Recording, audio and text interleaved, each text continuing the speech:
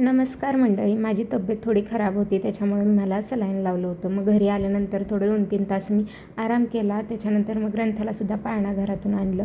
तिला आणल्यानंतर मग सगळी किचनमधली, बेडरूममधली आवराआवरी चालू केली. पहिले बेडरूममध्ये सगळं कपड्यांच्या घड्या वगैरे घालायच्या राहिल्या होत्या, त्या सगळ्या घालून घेतल्या. नंतर ग्रंथाला त्याच्या माऊनी आज पाळणाघरात सोडलेलं, तर चुकून तिने तिची बॉटल द्यायची तर दुसरीच बॉटल दिलेली. तेच मला ग्रंथा सांगत होती, माऊनी मला दुसरी बॉटल दिली होती.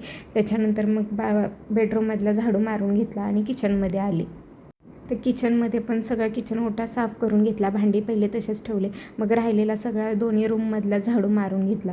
त्याच्यानंतर मग भांडी सगळे घासून घेतले. दुकानावरची पण भांडी होती, त्याच्यामुळे तीसुद्धा घासून घेतली. नंतर लागले मी मसाले भाताच्या तयारीला. मग वाटण पाट्यावर करत होते, कारण आता आईंनी आमच्या पाटा किचन कट्ट्यावरच ठेवला होता. बाहेर असला तर वाटण करताच यायचं नाही. आता घरात घेतल्यामुळे तिथल्या तिथं पटकन वाटण करता येतं. मग वाटण करून घेतलं. ग्रंथासाठी पहिली थोडीशी फोडणी देऊन घेतली. तिच्या आमटीत ते टाकून दिली. तर जिरं, मोहरी, वाटलेला मसाला, कांदा आणि टोमॅटो त्या वाटणात टाकून घेतला आणि छान परतवून घेतलं. हळद टाकलं, थोडासा गरम मसालासुद्धा टाकला आणि मग आमची घरची जी चटणी आम्ही वर्षाची बनवतो ती चटणी त्याच्यात टाकून घेतली.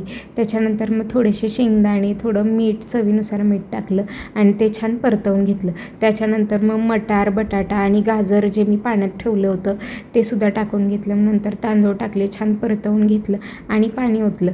तुम्हाला माझा व्हिडिओ कसा वाटतोय नक्की कमेंट करून सांगा.